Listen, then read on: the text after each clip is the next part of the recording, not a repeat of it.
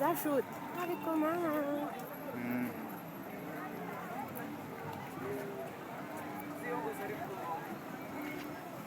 Rwanda bararenganye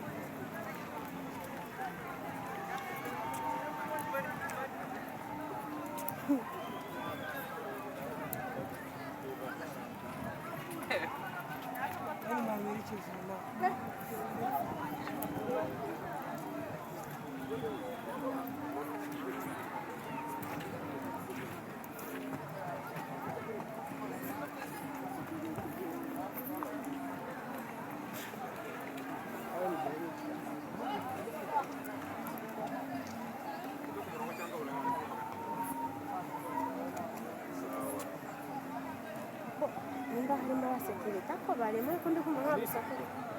ntabwo wavuga